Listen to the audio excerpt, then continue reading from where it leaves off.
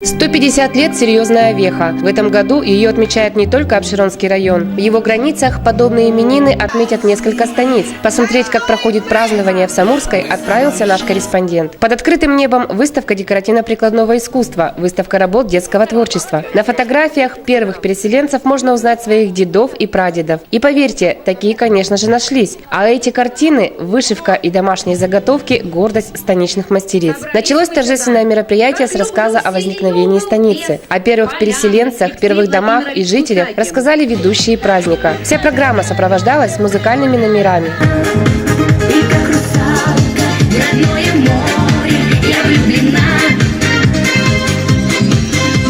Наш район – это памятник основателям Апшеронскому полку, сказала заместитель главы Апшеронского района Людмила Сантулшаева. Станицы Самурская, пошли поселок Новые Поляны, хутор Самурский, да?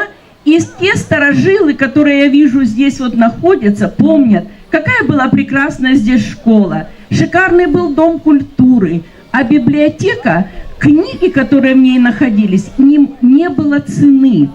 И вы знаете, сами фамилии проживающих здесь людей говорили о том, что корни этой станицы, вот они были казачьими. Отмечены станичные активисты. Администрация Новополянского сельского поселения вручила благодарственное письмо председателю территориального общественного управления станицы Самурской Александру Прокопенко за огромную проделанную работу. Весь вот этот праздник, который сегодня у нас происходит в том числе благодаря ему. Мне приятно работать с людьми, которые не только говорят, но и делают. Охрану общественного порядка несут казаки. Казачье представительство на празднике. Атаман Апшеронского района Исаул Георгий Яковенко и шерванские казаки. Георгий Александрович вспоминает, как начиналась станица Самурская. Место, где проходит сейчас юбилей, историческое, говорит он. Здесь, на Майдане, первые казаки проводили сходы и праздники.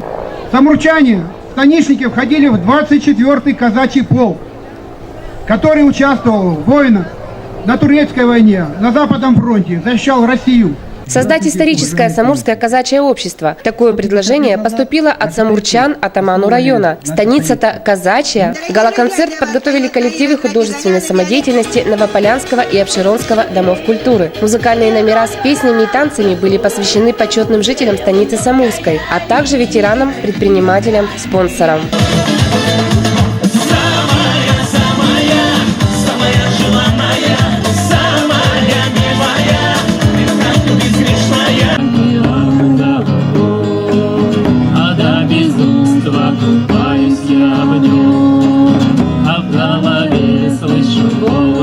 Для детей весь день работали аттракционы. Для взрослых до вечера продолжилось народное гуляние, состоялись праздничная дискотека и фейерверк. Арина Кондратьева, Марина Соколова, телекомпания «Эдельвейс».